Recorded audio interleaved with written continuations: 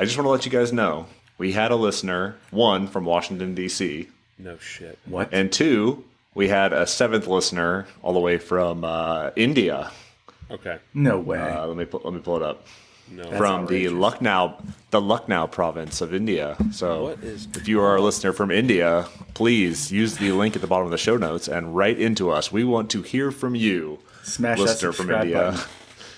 Smash that like and subscribe. Yeah, we That's need you. incredible. Tell your friends.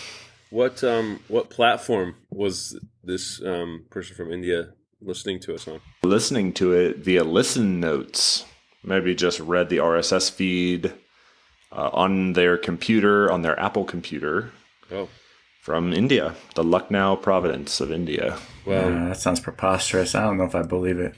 I think we should actually completely change the form and focus of this podcast to just strictly Indian culture and cuisine. Sounds like Welcome to the Operation Bollywood podcast. that could be us. I'm just saying. Either that or one of our relatives is into Bollywood and has a hell of a VPN. Yeah. And is VPNing into Lucknow to watch some Bollywood films on Netflix. DC could be Cole, Maybe he wanted to get in on this action. Oh, nice. How would have he known? I don't know. I didn't tell him. I didn't share.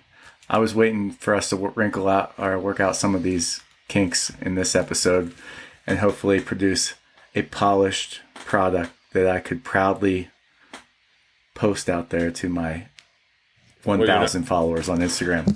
Are you not proud of me? Sounds like I'm proud of Jared. I was very proud of the effort we put in, but I think we still have some work to do. Well, I think eventually we're going to need a cardboard and clay push. We're going to have to. That's how we really need to get our foot in the door. Big endorsement coming. I know. It's like I feel like we need to have a paid endorsement through Cardboard and Clay. If you're going to use an influencer like that. Our first sponsor will be Cardboard and Clay, then 23andMe to figure out which chromosome gives you the board game bug, After 23andMe, I'm kind of targeting Monster. The Monster recovery drinks are so good. Not sponsored yet. You know what I'm saying? Coming soon. Yeah. Monster, if you're listening to this podcast, go ahead and like and subscribe and use the link in the show notes. Mash that subscribe button for me. Just mash it for me. Operation Game Night brought to you by 23andMe and Monster Recovery.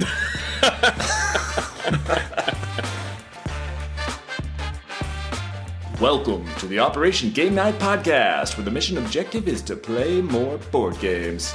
Put your battle rattle on and mount up. Let's start the show. Welcome, everybody, to the Operation Game Night podcast, the one, the only board game podcast.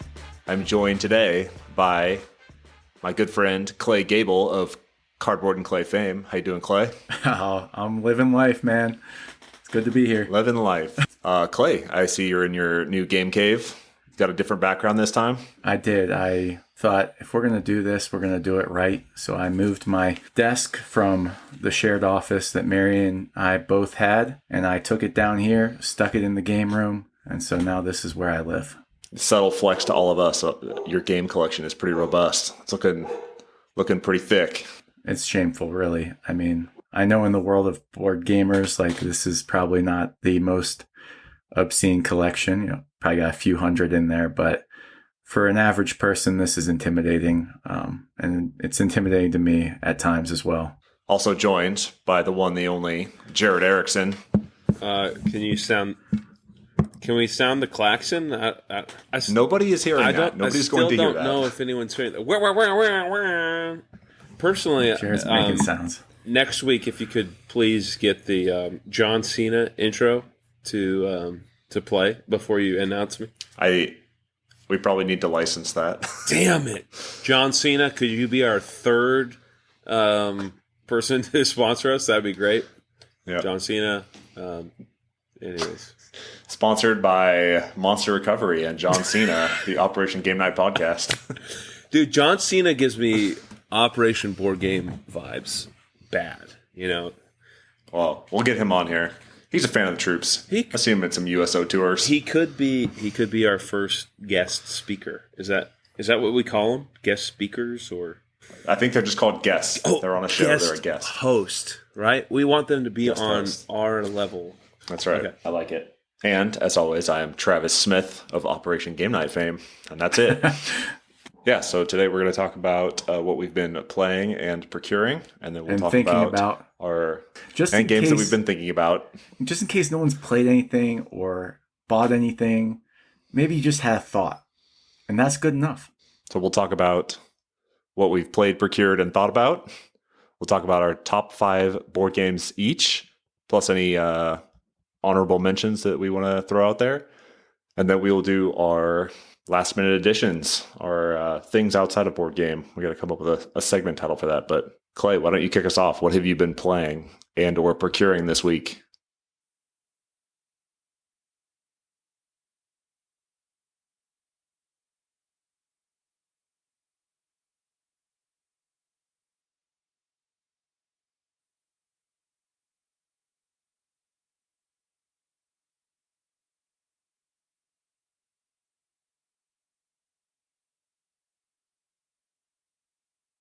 Listen, I've procured nothing, but that's about to change because I just got $100 in Petrie's Bucks. For those of you out there who don't know Petrie's, it's the local game store here in Colorado Springs. Love it. Great store. Took a bunch of trade-ins in. Just got back to me last night. Told me I got $100 in store credit waiting for me. So I'll be over there procuring my little heart out. But for plays, I'm going to let you, I don't want to talk about all of them because that's overbearing. But I played 3 games that I might want to talk about: Mindbug, Endless Winter, and Skyrise. So I will let you guys decide which of those 3 you want me to give you the deets on. I want to hear more about Skyrise because it is currently sitting in my basement and I have not played it yet.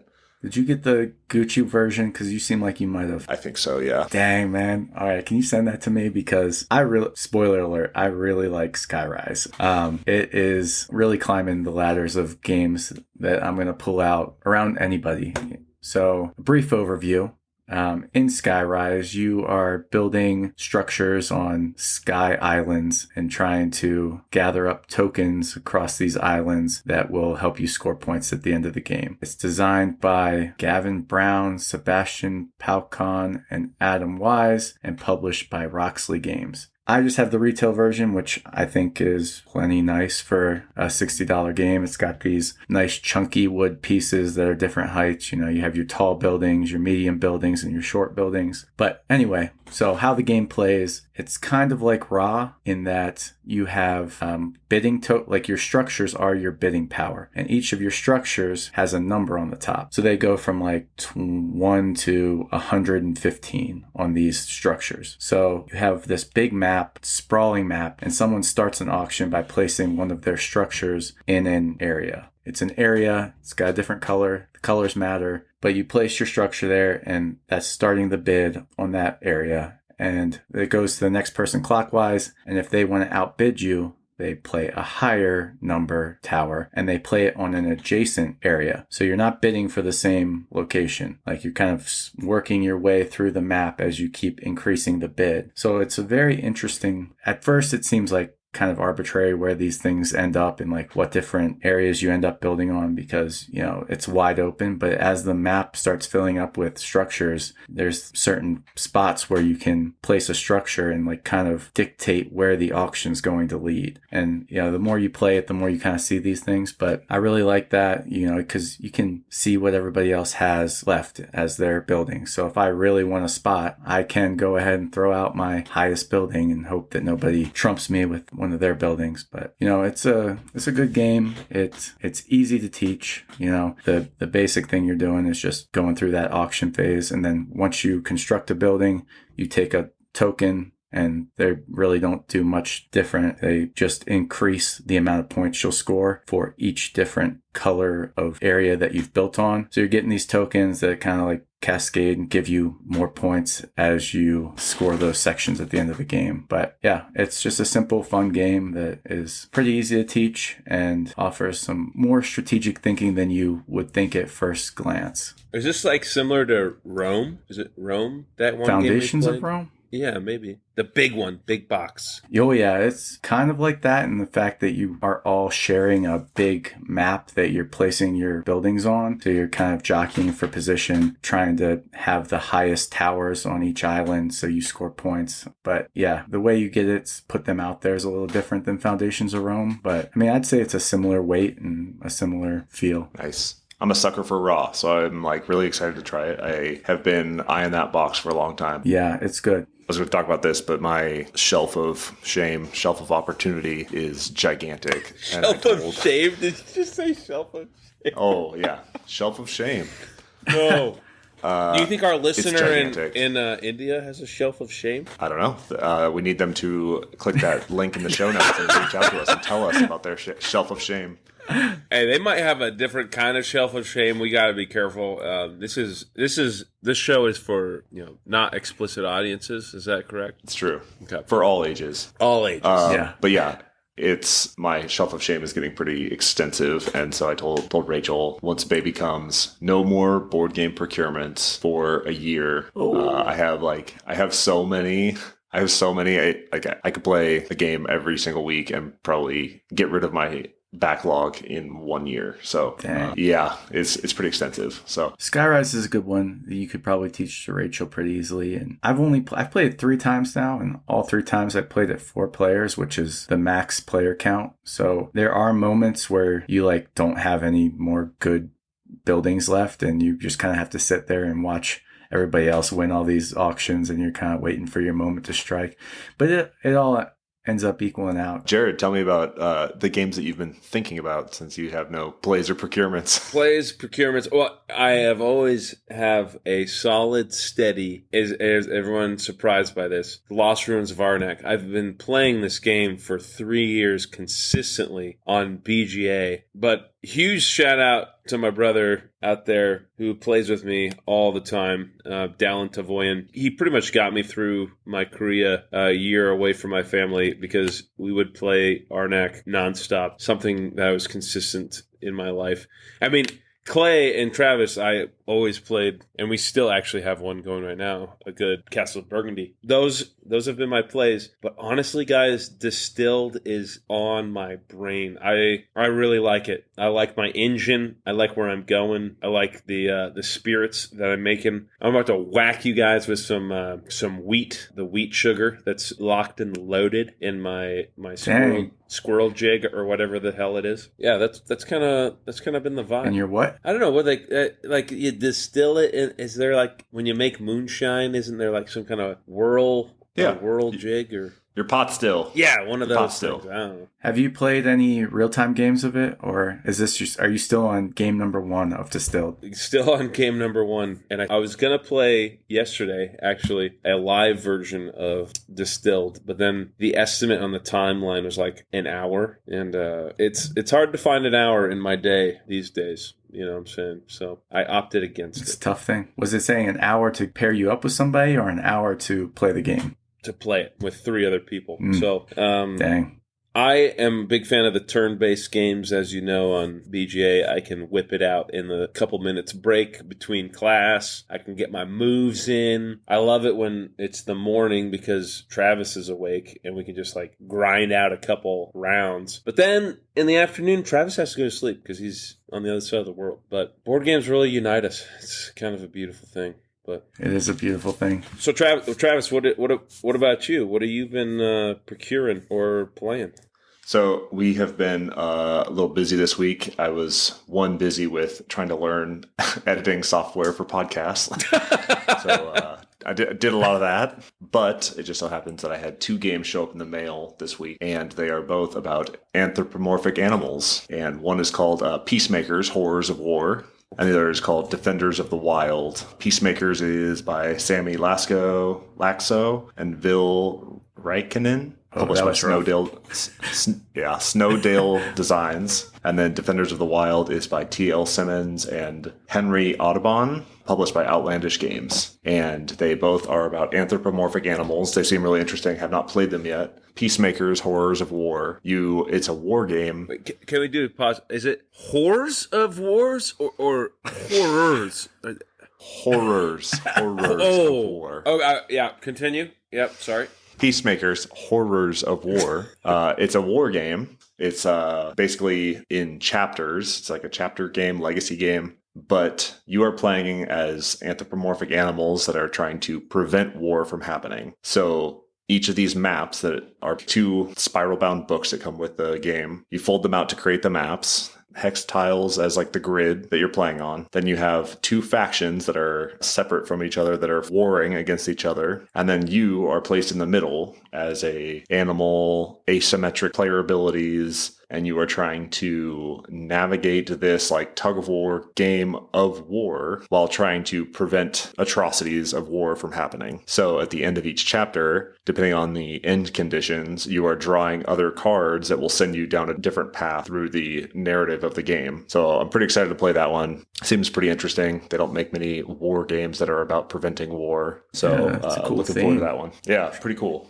You're kind of like you're like an indie buyer, man. You get into some of the stuff I'm so like into the Instagram hot takes, like what's popular. I only hear about those games, but you come at it with some games. I'm like, I have never heard of that. And I hear a lot about board games. Yeah, to be honest, I can't remember where I heard about that one, but I bought it and it came pretty quickly. So I don't think it was backed on like Kickstarter or GameFound. I must have just found it readily available. And then I got it in a pack with an expansion called More Atrocities or something like that. But it's a pack of additional cards and scenarios that you can play through once you play through the main campaign. And then the second game is Defenders of the Wild. You play as anthropomorphic animals on a grid-based cooperative play mat, and it's got a modular board. It's got like the 3 hex tiles that are all sandwiched together. You build out your board, and you are basically like leading an insurgency against invading robots that are trying to destroy the woodland, and you are moving around and sabotaging their encampments and their technological advancements. You're trying to just thwart their advances and bring peace to the realm once again. So looking forward to trying both of those. Is there really room for another anthropomorphic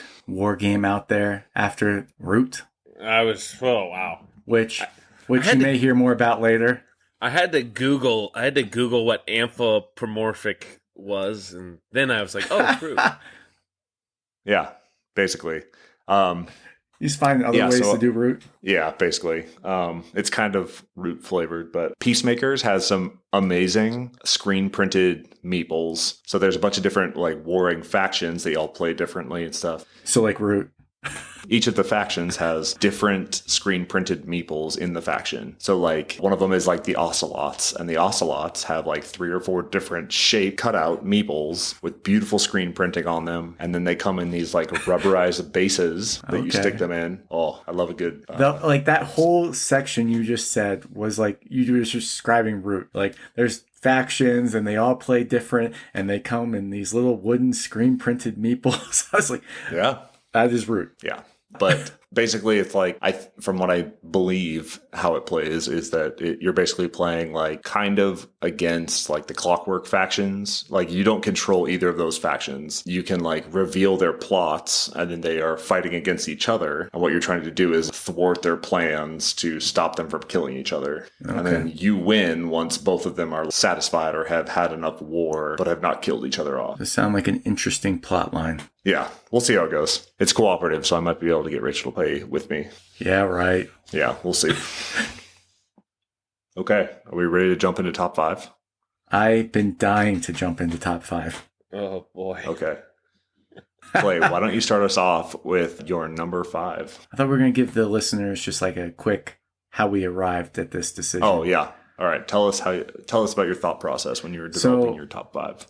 In the past, I've done the Pub Meeple ranking, which just takes every game you've ever played and does these pairings. Would you rather play Root or Villainous? And then you click one, and then it just does that like 6,000 times and spits out a top 100 list of your games. I started doing that, and I was just like, this is crazy. Like, I know some of these games don't stand a snowball shot in hell at beating my top 5. So I sat there and started thinking about, top fives, top tens, they're always just a snippet in time about how you're feeling, right? You know, and these games are all just games that I feel deserve that place based on number of plays, experiences that I've had playing them. They might not be my favorite games right now, but I think they are worthy top 5 games.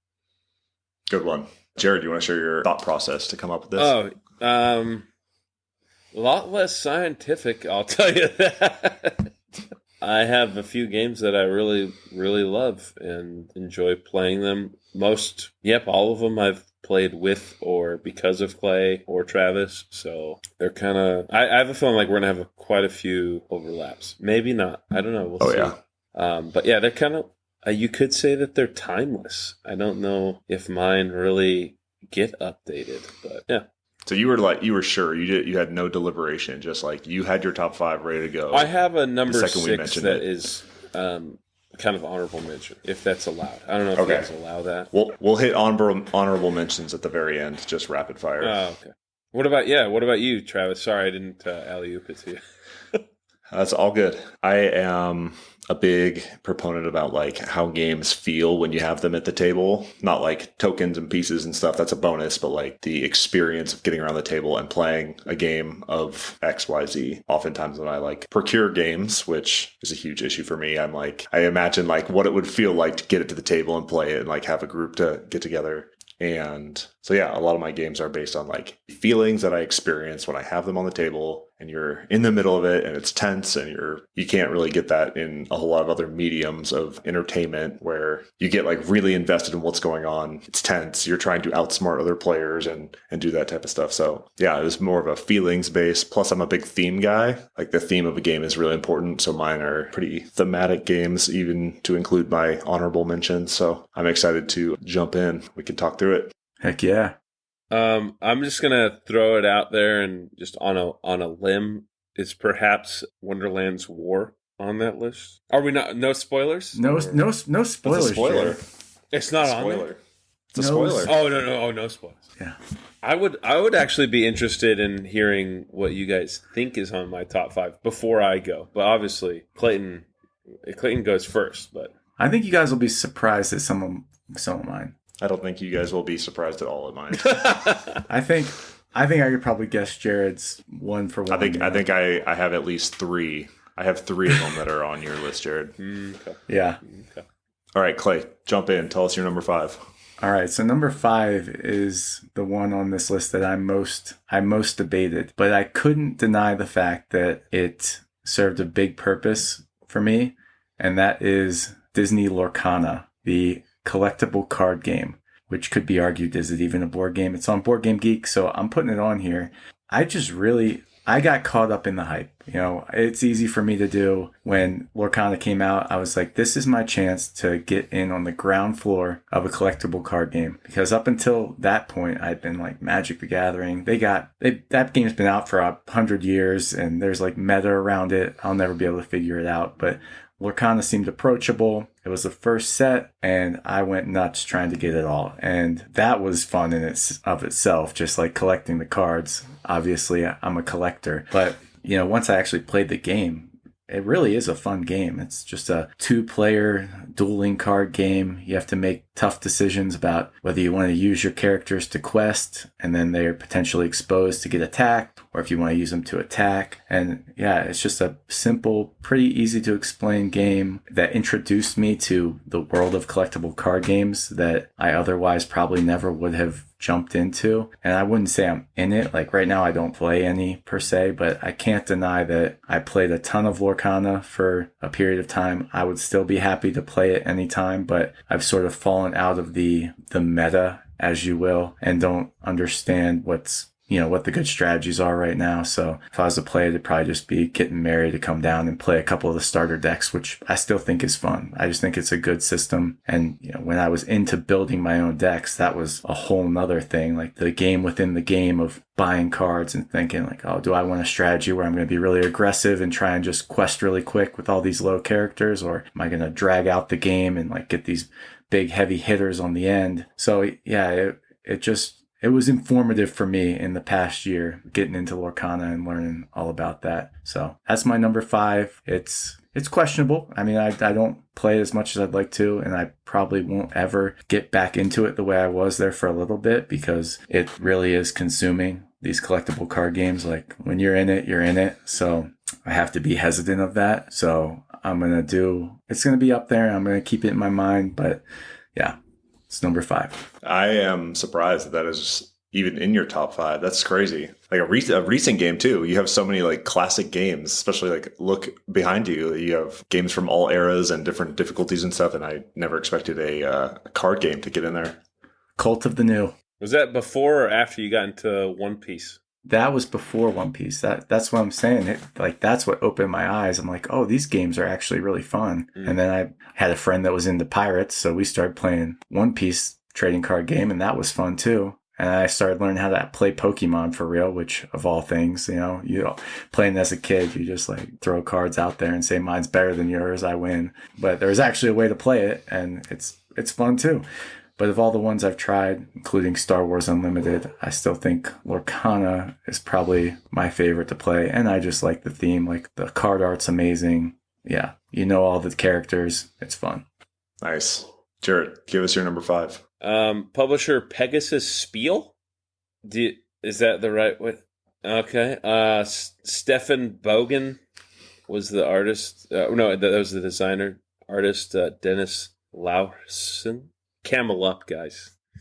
Nothing brings the energy like camel up. You're all sitting around a table. Just a mysterious little crazy camel pops out of nowhere. Changes everyone's mind. Blows the socks off of whoever was in the first. I love games where it's just like unpredictable. Also love the betting element of Camel Up. They really crushed it there. And who can beat a pop-up board game? Like, the board itself pops up. You can't beat that. Yeah. And the pyramid. They use the tactile, the feel in your hand when you click that button, and you don't know what color's coming out of the hopper. I have a house rule where you have to keep a finger on the top, because too many times have I seen the top fly off. And and you actually have to shake it upside down to make sure there's nothing stuck in the chute itself. That's house rule. So you can ask my buddy Tanner how it went when he did not keep his finger on the top. I almost threw him out of the house. It was disrespect, really. Gotta respect the game. That's right. I have that reprint coming here shortly, and I'm pretty excited about it. Have you ever played Camel Up, Travis? I played it very briefly. I think at last Essen, they had a demo. They had like a big booth full of demo like games that are already out and exist in the wild. And I sat down and played real quick. Played a couple of rounds. It is a fun game. Yeah, you cannot deny. You will have a fun time if you play Camel Up. Travis, where you at on number 5, man? My number 5, designed by Paul Denon, art by Clay Brooks. Oh, I know Brett it. Neinberg, published by Direwolf Games. Dune Imperium. Oh. Dune Imperium. Can't be beat. It's so good. Clay, you introduced me to this one. We had talked about it briefly. I think we mentioned it last episode that This is the one that you brought up. You were just getting into it when I first came over for game night, and we played Dune Imperium, and it was phenomenal. I think we played on Thursday, and I just remember that whole weekend, my brain was on fire. Just like there has to be an ideal path to victory in this game. Like, is it water? Is it spice? Is it your favor with the different factions? And it's so good. Building the deck as you go along. My heart literally races when I play that game. Like, it will race because of how exciting. Oh my! So I'm so. I told you, it's all about how I feel at the table, and this one definitely got me going, and it stuck with me long afterwards. So, number 5 is Dune Imperium. When you think you have it locked up, and just a couple things have to go right, and you're sitting there with the cards and the strategy in hand, and you're like, please God, Jared, do not stick your stupid little meeple on that spot that I need. And then he does, and then you're just like, oh my God, how do I? Yeah. Well, then towards the end, when like the combat victories get like the stakes start raising on those, and you can see people's path to victory opening up, and you're all vying for that same position on the board or that same. I really want to try Dune Imperium. Uprising? Uprising. Yeah. I really want to try that. Yeah, I've played it. It's good. It's the same Yeah. game, I mean, there's a couple tweaks that make it a little more interesting, but all things considered, We played same that great one game. right before the whole, the band disbanded. Before everyone went their separate ways. What was it, last summer? We got a house together. The wives made us show up. We didn't realize we were all going to wear the exact same shirt. I just love that. There's so many great feelings around Dune Imperium, and then we hit the hot tub. But there's just, in Dune Imperium is that secret sauce that just set that weekend on fire. So It will. It's so good. Anyways, Clay, what's your number 4? My number 4. I realize I didn't do this in the fun way that you guys did for your number 5 for my number 5, so might have to edit. But for my number 4, it's a game by Cosmos, designed by Reiner Knizia, published in 2020, called My City. My City. Excellent. This is a lightweight little polyomino game. By all accounts, I was not expecting much. I mean, I like Reiner Knizia games, but I didn't know it would have such an impact on me. Mainly because of the time I shared with Mary going through it. It's a legacy game, so there's 24 different episodes you play through, and each episode ends, and you open a little envelope, and it says, okay, now in the next episode, you have these new rules and the new components come out and you stick stickers on your board. And I've always been intrigued by legacy games, but the reality of it is I'm never playing a single game that many times to actually get through one. And this was like the perfect little sweet 15 to 20 minute per game legacy game that Mary and we played it almost every night for like a month. And we just got through the campaign, and at every turn, it was just an interesting little tweak that made you think about it in a different way. And I just started thinking about it again because I fired up a game of it on Board Game Arena with the Spanglers and Mary. And I was like, my God, this game just feels so good. You all have the same tiles to place, and it's almost like a roll and write. You flip a card, and it says, okay, place your square red tile. And then everybody has to find a spot on their board to place their square red tile. And then they flip the next card, and it's the blue L-shaped tile. And everybody tries to find, and everybody's boards end up looking different. And you're all just trying to score the points. And it ends so quick. And then the next game comes, and you're like, oh, now I have to worry about this little tweak. And yeah, it stays up here because of the time with Mary, and just we both really enjoyed playing through it. So that is my number 4 game of all time. You mentioned playing it on BGA. Yes. I think that's probably my preferred way to play because there's something about putting stickers on a board that is so permanent that just does not feel good to me. You lent me your copy, and and yes, there are like little, things that can be put down and removed. There's just something that feels so permanent about like putting stickers down, and it just does not feel good to me. It's hardcore, man. You gotta be ready for it. But the gameplay experience you get out of it's like a $20 game, and the amount of game you get out of that is just top notch. Share with us your number 4 game, Jared. This is a little bit of about face from Camel Up here. Stonemeyer Games, Elizabeth Hargrave, but Wingspan, guys. Nothing gets me going like a little birdie that I'm trying to court this little birdie into my waterfowl section so that I can get some more cards. It's a lot of fun. There's eggs involved. There's little eggs. That one's a good one to play on BGA as well. BGA could be our 6th sponsor. I don't know if they make money or sponsor anything, but we could be their first one. Just saying. But no, it's a lot of fun. Those subscriptions have to go somewhere. Yeah, where's it all going? Probably a server of some kind. I don't know. No, that Wingspan, and there's like different versions of Wingspan that I've played that I just really enjoy. Like each one, it's got that same brand touch feel, optimization kind of makes an engineer just very pleased. So yeah, that's the thing about you, Jared, is you are like you mentioned last time, speaking about children and duality, you have a duality in your taste for board games because you like the party wild games, but you also can geek out on like a crunchy Euro and like optimizing resources and bean counting that, a lot of people either fall in one or the other camp, but you span them pretty well. I'm an engineer that likes to talk to people. It's tough. It's a tough world. We're out there. But anyways, Wingspan, big fan. You love your engine builders for sure. Oh yeah, love me an engine. But, rev it up. Travis, anything different on your number 4 list? Yes, I do have an edition designed by Michael Boggs, Nate French, and Caleb Grace, published by Fantasy Flight Games. Marvel Champions. Living card game. I own everything there is to own for this game at this point. It's all sleeved. It's all nice and organized. This one is great. Clay, you showed me this one. I know it didn't jive with you. You felt that it was a little finicky, but this is a game that can play 1 to 4 players. It's cooperative. You can share cards back and forth if you want to. It's really thematic, and that each hero that you're playing as feels like the hero that you're playing as. Iron Man, you have to put his suit together with tech upgrades. Black Panther can take damage and then deal damage back to the enemies.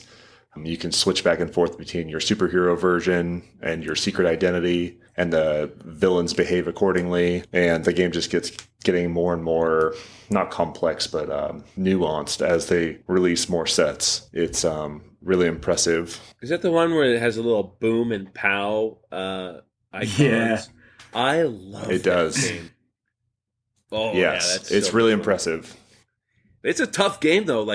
I feel like we couldn't even take down Juggernaut, and he's supposed to be easy. Yeah, it is very challenging, and the best part about that game is that it's really challenging and it's hard to keep track of everything, but the community is phenomenal and super supportive.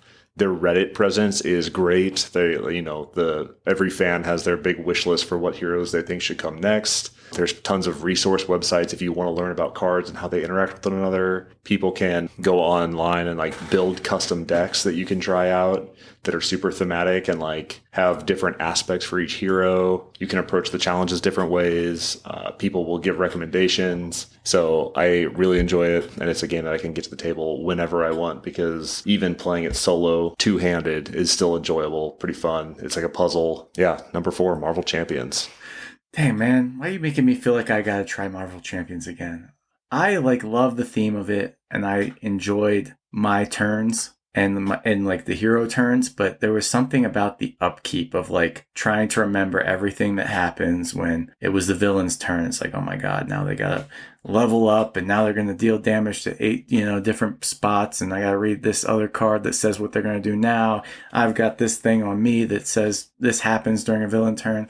I just felt like it was so convoluted when it was the villain's turn that it kind of took me out of the experience. But it was a game I really want to and you talking about it makes me feel like maybe I should try it again. So next time we're together, I'll pull it out. I have a gigantic box with all the cards organized.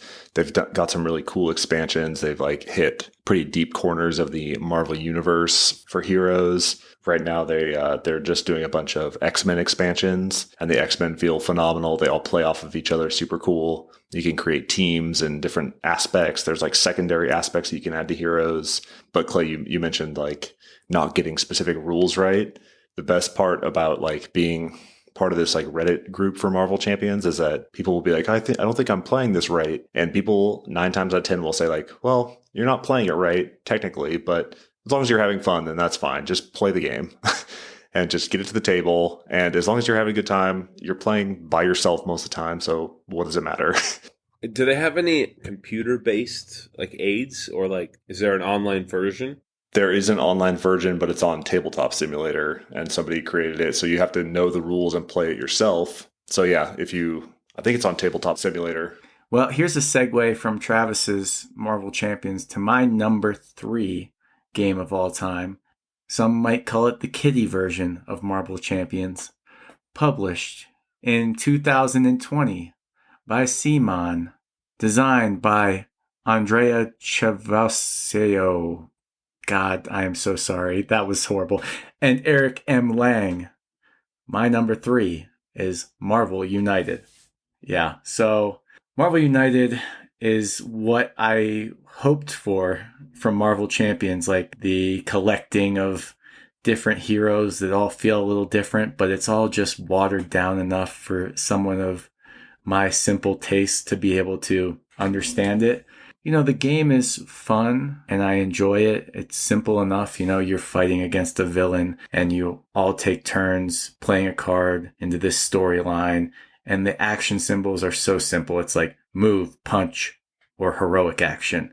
And then the next hero plays and they get to use their card and also your card. So you're kind of working together, trying to solve whatever problem the villain has. But it's all just like a simpler version of Marvel Champions that I really appreciate, mainly because my kids both love it. And so, man, we get that out and we go fight some villain and we get excited about taking them down. So it has that special place in my heart that I can play it with them. And I just think it's for co-op, which is a type of game that I don't normally like. This is a game that I really enjoy because there's just so much variability with the different villains and the heroes. They do their best to make them feel unique. Hulk has a lot of punch icons he can do. And, someone like Quicksilver, he's got a ton of movement that he can do around the board. So there's a small variability in the play of the heroes, but the villains are all so different and you really feel like you're playing a different game every time you get it out if you have a different villain. Additionally, including the special place it has because of my children, Mary and I paint these minis and she loves doing that. So it's a game that is also a hobby of painting. Yeah. Marvel's just an IP that I enjoy and I'm realizing I don't know anything about it now that I have the Marvel United Multiverse pledge here. I'm like, I don't know any of these characters. But anyway, that is my number 3, Marvel United. Yeah, they dug pretty deep for those expansions and stuff. And the thematic ones like the Infinity Gauntlet one that comes with the big plastic gauntlet with the little Infinity Stones. Super satisfying. They have like cool little campaign add-ons. Now they're really expanding the gameplay with like the super friends that you can add in. And I'm a big fan of DC. DC United's coming out soon. Pretty excited about that. Anyway, Jared, what's your number 3? Is your number 3 a Marvel game? No, I know. I'm like, we could have really planned this out, but I love that it's so free flowing and so interesting at the same time. It's like, it's beautiful. Number 3 here on my list. This one's a fun one. This is a crowd pleaser. Rio Grande Games. Uwe Rosenberg makes his appearance on to the list. Bjorn Profit. It's Bonanza, guys. Beans, beans, beans. Well, I was once told it's kind of like Catan without the board, with the trading and the jockeying for position, like getting your hand right, just lining it up perfect so you can collect those coins, harvest the field. When I was in Korea, the other guys I was there with me, they would beg to play some beans. They want the beans on the table. They want to be, trading the stink for the garden beans. They want to be getting coffee beans. It's just an easy game to pick up, a lot of fun to play. It's a crowd pleaser, and Adri likes it too. It's a good one for the family. So it definitely has a mainstay in the Erickson household. Heck yeah! All right, Travis, what do we got? My number 3, designed by Harvey LeMaitre, art by Roland McDonald, published by Colossal Games, Western Legends. I should have been a cowboy. So I mentioned that it's all about how you feel when you play the game for me, and Western Legends is like the ultimate sandbox game. You are a cowboy in the Wild West, and you can do cowboy stuff in the Wild West. You can choose to be a sheriff or a villain. You're moving around the grid. You can rob other players. You can herd cattle back and forth. You can revel at the burlesque show. You can go and play hands of cards. You can have a drink at the bar. You can rob the bank. Ultimate sandbox, do whatever you want. I'm a big fan of the Red Dead Redemption video games, and this is a board game version of that. If you're a sheriff, you earn points as you move up the track by doing good deeds. If you are an outlaw, it's all about kind of pressing your luck and seeing what you can get away with. The more bad deeds you do, The higher up the track you move, you score points at the end of every turn that you haven't been caught. So the sheriffs are trying to catch the outlaws. Cat and mouse game inside of a sandbox game. It's so much fun. I really enjoy it, especially being an outlaw. So tense, running away and trying to avoid the Johnny Law as they try and track you down. So good. Western legend, you get big old butt buckles. Yeah. You put on your cowboy If hat. you're into that kind of thing, yeah. Your belt buckle. Yep. I don't think we would personally do that. No, I would never. Drink whiskey with your friends. Yep. It's deceivingly simple. Like it's really not that hard of a game to play. I'm intimidated by it, but every time I get it out, I'm like, oh, this isn't that bad. No, it's pretty easy to get out and teach somebody as long as they understand basic poker hands. And other than that, everything that you need to do is on the card. So I think it's just a little intimidating with the options that you have right off the bat. But once people get moving, it's pretty easy. And the expansions are so good. You can rob a train, you can trade with little peddlers. And well, if theme's important to you, then my number 2 game will not shine very bright. But my number 2 game deserves this spot. It was designed by Stefan Feld, published by multiple publishers, most recently Awaken Realms. That game is Castles of Burgundy. Oh, yeah. Number 2. This one, number 2, it has to be. If I sat here right now and told you, like, what game am I really excited to play right this minute, Castles of Burgundy would not be that game. But it is a game that I always have a good time playing. There is something so satisfying about those tactical decisions every time you roll your dice to try and see how can I make the best possible decisions with these 2 numbers, and trying to optimize that. Like, you're constantly getting hits of dopamine, placing tiles in, scoring points. And BGA is just, I mean, I've played this game more than any game, hands down. I mean, I'm probably in the thousands of plays of Castles of Burgundy at this point. Like, any given time, I have 3 different games of Castles of Burgundy going on BGA.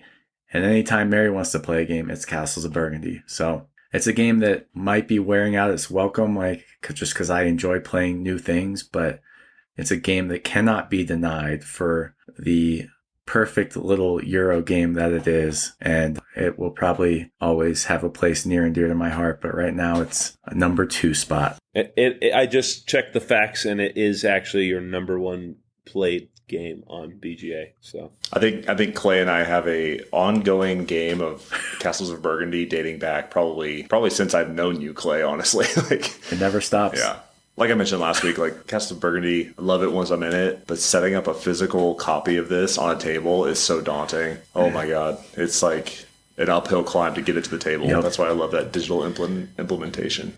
actually, Travis, your top played game on BGA is Castles See? of Burgundy. It cannot be denied. It can't. It deserves this spot. Well, my number 2, if you want to go to BGA and see what my top play game is, at 260 games, which is actually about 4 times more times than you guys have played Castles of Burgundy. I played 260 games. That's insane. That's a lot of time. Mostly because I play this game while I'm working out on the exercise bike. Obviously, I've gained about 30 pounds in the last 2 years, so maybe that's not a great correlation. It's Lost Ruins of Arnak. Okay, guys. Yeah. This game hyped me up big time. The first time I played it, I remember I came over to Clay's house. He's got it all laid out. I'm like, what's this fear? This worker placement game changed my view on what board gaming can be and what it is. Lost Ruins of Arnak truly made me a big old nerd. And I just love the different cards that you have, like that you can buy. There's items, but there's also the artifacts that you can also buy. There's different resources. Every game is completely different as well. There's a lot of randomness that's like when you go to place one of your workers, a new monster pops up, a new adventure awaits you. So many different paths to victory too. It's a lot of fun. And it's pretty simple for people to grasp. And I say simple, but it's not really that simple. You got to watch like a 30-minute YouTube video, and then people get really upset when they're like, "Oh, you didn't tell me about that rule." But once you get them started on the Lost Ruins of Arnak, it can't be beat. So, and I'm seeing a lot of these other games now that have BGA open, and I'm really sad that I made the call that I did, because there's going to be a lot of honorable mentions. We probably should have done like 3 of these episodes, because now I'm just sad. I'm just beating myself up. But Yeah. anyways, Travis, what's the old number 2? Before we move on, Lost Ruins of Arnak is one that I have never given a real fair shot, and I owe it to myself to try it, because the couple times that we have played on BGA, I have never learned how to play the game between the two. You just keep I'm always clicking like doing buttons, other trying to things get it when I'm done. trying to play my turn, so I never actually do the tutorial. I just, whatever move is acceptable at that moment, I'm going to take it and just move on with my life. Okay, number 2, designed by Tim and Brett Eisner and Ian Moss, art by Manny Tremblay, published by Druid City Games. Whoa. Wonderland's War. It's so good. Wonderland's War, it's thematic, it's exciting. You have ownership over what occurs during your game. It's not luck driven. Bag building, area control, the thing in the middle, the tea table that you go around, rondelle. That's the word I'm looking for. Yep. Rondelle, where you choose your actions for the round. Tea party phase. You're going around. You're picking your cards to put your troops out into the different battlefields. You're recruiting Wonderlandians to help you. They give you special bonuses. You're adding chips to a bag, and then you go, once you do your tea party phase, you go to the war phase. You're trying to get area majority. The point values for the different regions go up per round.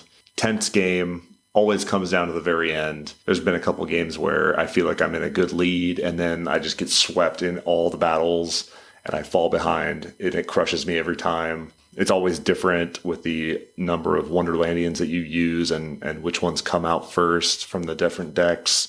Yeah, I love this game. It's so good, and I have not gotten to play the Shards of Madness expansion that I backed and showed up a couple months ago. But I love this game. I just wish it was easier to get to the table. One, it's hard to find players that are willing to sit down for a 2.5, 3 hour game of Wonderland's War. And 2, unpacking this thing out of the box and setting up these standees and putting them all out there is really daunting. It's like Castles of Burgundy. It takes a lot of energy. It takes 15 minutes to set the game up before you even start digging into the rules. So not a game that you can just show up and teach and then play. You got to come. I will say, Travis, this game, I even brought it up earlier in our talk today. It's like, when I think of what game is Travis, boom, it's Wonderland's War. Like you're out there with Alice just straight chopping heads, taking names. Like it's really fun to see, like, us get around a table and actually whip out that game and grind. Like, it's awesome. It is a lot of fun. Yeah, I Like, miss maybe that. when we retire, like, we just have a Burgundy game table in one of our basements, and it, like, you know, in your basement, Travis, it's Wonderland's War. You just leave it out. That one less step to us getting it to the table. It's already there. It's on the table. It is the table. Perfect. My number 1 game, this spot is constantly up for grabs, and it will always go to a game like this.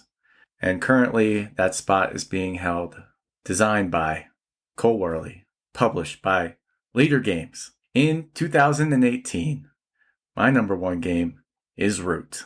I haven't played Root in so long because it's the 2 people that I would play Root with are looking at me from hundreds of millions of miles away.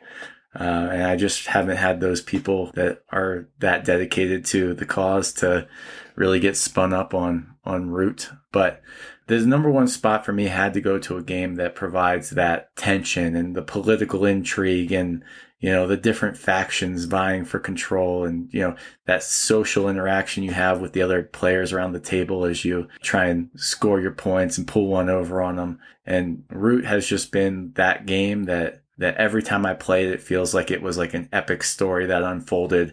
Travis's Corvid conspiracy just bombed the bejesus out of us. And, there was no hope for Jared's Marquis de Cat that had previously had a stronghold on the map. And there's like those situations that come out of that game just always feel good. But I will say that I said this spot is like, it's tenuous. Like once Root leaves it, it's probably off the top 5. And this will go to a game like Dune Imperium or Wonderland's War. It's just like this spot will always be reserved for one of those games that gives me those feelings. And right now, Root's just the one that I've had the most good experiences with. But anyway, that's my number 1. And I gotta say, I didn't want to beat Cult of the New, and I haven't played enough to really slap the table and say this is my new number 1. But Arcs really has a shot. Really? I've played it 5 times now, and it is a good game. It is not like Root, but it does have that in-your-face player interaction, trying to be clever and figure out your way to victory. Like Arcs it's a climber for me, and Root better watch its back. I'm looking forward to talking about Arcs more once I finally get it on the table. Yeah, that's the one we played with Coley. Yeah, we played like 3 times in 1 week. Oh, it was one night where it was like, dude, we should just run it back one more, right? Like, I couldn't believe it. I mean, that was a school night too. Yeah, we stayed up till like 1 a.m. I was like in the middle of moving to Alabama. All my stuff was already packed up, and Adri was asleep. So I'm like, yeah, I'll run it back. All right, Jared, what is your number 1 game? Well, over the course of this podcast, I've realized I forgot about a few of them. The one that I have written down, which is honestly still a hardcore number 1, we've already talked about it. It already gets my blood pumping. It's Dune Imperium. It's the battle, the head-to-head, literally, there was, the first time we played it, Clay, I think was with freaking Mike. Yeah, Mike. Yeah. And I was like, how did he just win? How did he just pull that off on me? Like, it got into me. It takes you over, but like not in a creepy way, and like someone's possessing you. But it is like, again, all I could think about that whole weekend was like, dude, I gotta play that game one more time. Like that was so much fun, so intense, and I gotta get back on the table for that one. So Dune Imperium. It really is my number 1. Like the other 2s, which I will mention in the honorable mentions, they are rock solid as well. But I bought Dune Imperium, got it shipped to Korea. I played a few times, and the people got that same feeling. Like it like hooks you. Like it's one of those games that you play it once, you'll never stop playing it. So yeah, for the listeners, Jared is not a board game procurer on the level of Travis and I. So when he buys a game, you damn well know it's a good game. Yep. Yeah. Every game on my list except for Wingspan, I own. So I might be having to treat myself soon. I think you deserve it, man. You just had a birthday, didn't you? You probably got some birthday money. I got birthday money coming out of the wazoo. Oh man! All right, let's wrap this up. My number 1, there's no sense in belaboring it any longer, is Root. Oh, I love it. Clay, you already mentioned it a whole bunch. It's really difficult to get to the table. Learning curve is pretty steep. I wish the app was a little better with online integration. You have to create the game and then like give people the code, and then you have to set it to private, and it's kind of hard to coordinate. I wish it like pushed you a notification. Maybe I just haven't figured out how to do it yet, but Root can't be beat. It's so tense. Mm-hmm. Clay, I don't know if you know, but they're coming out with some new factions in October. Of course, I'll get them. Yeah, coming to Kickstarter in October. I just love to Root, their expansions, they fit just so well. They just slide right into the game that nothing has to change in the game. It's just like now this new badass faction's on the field, and you got to figure out what to do with them. It's awesome. You got the Vagabond that's like, he's so powerful, but he's only just like one little guy. So like, do you kill him? No, he helps you out. Like, it's really cool. I love Root. Yeah. For those of you listening at home, you should always go smack the vagabond. Always. Yeah, Don't let him It's slide Jared, by. unless it's me, you know. Yeah. Yeah, next two factions are bats and toads. Oh. Haven't really released any info yet, so Sick. pretty excited about that. Yeah, that's cool. Okay, let's do rapid fire honorable mentions. Clay. You guys honorably mentioned most of the games that would be in my honorable mentions. So Dune Imperium, Wonderland's War, like those have all oscillated in my top 5 at any given time. But yeah, right now they just aren't at the top of my mind. So they didn't make it. I might throw a bone to Quest for El Dorado. I've just I've really been enjoying the more I have to play games with people that aren't like core gamers, the more I appreciate a game like Quest for El Dorado that can kind of meet people where they're at. It's not a complicated deck builder. Everything makes sense. You got machetes, you move through the jungle. You got canoes, you move through the water. And it's a race game. So, that's my other honorable mention apart from the ones we've already talked about. Jared, honorable mentions. Okay, honestly, these are more than honorable mentions. They could be number 1, Dead Reckoning. Oh my gosh. Dropping the cubes, head-to-head battle on the open seas. Colin Von Olen would be sad that I didn't mention it today, but Dead Reckoning, absolutely. Feast for Odin? Are you kidding me? How did I forget Feast for Odin, dude? I thought that was going to be your number 1. I thought it was. It should be. It should be. That one's a tough one because it is very complicated, and you lose a lot of people trying to play it. But once you figure it out, it's like, I got to go get me some resources. I got to place my little workers, and I got to cover up all my spots on my maps and stuff. That one's pretty fun on BGA too. I've typed all these games that I've mentioned into my chat GPT, and I said, hey, what other games should I play? Scythe. Are you kidding me? I love Scythe. Like, wow. How did I forget about Scythe, dude? So, anyways, there's my honorable mentions. Love it. Yep. The first time we pulled out Feast for Odin at Clay's house, my brain about melted. You're just staring at this giant board full of symbols that don't really mean anything. No. And then by the end of the game, I'm like, it's clicking a little bit. And then once we hit it on BGA, I was sold. It's a great game. Yeah. I'll throw you guys a Feast for Odin game too, if you want. Yeah, I would like to rock one on BGA. As soon as we're done with Distilled and Castles of Burgundy, when are we going to have time for all this stuff, guys? Come on. God dang. Never enough time for games. No. Okay, honorable mentions. I'm going to go rapid fire. Star Wars Outer Rim. Super thematic, pretty fun. Shuttling stolen cargo and paraphernalia across the galaxy. You're hunting down bounties. We all played this game. I know it fell a little flat towards the end because it was so late at night. But it's really good. I really enjoy it. I wish it would have been just a little faster towards the end. Yeah. Castles of Burgundy, we've hit that. Unmatched. Unmatched is super simple, pretty easy. You pull it out, grid-based skirmish game. You can play 1v1, 2v2, tons of different heroes that you can mix and match and fight against each other. You could teach it to anybody in 30 seconds. It's pretty easy. They have great player aids, and the variety of battles are always pretty tense and pretty fun. Everdell, this one kind of burned a hole in my brain too. It is kind of like Dune Imperium. It's like a lesser Dune Imperium. What? You're all fighting for the same. What? I have never heard that comparison made. Yeah.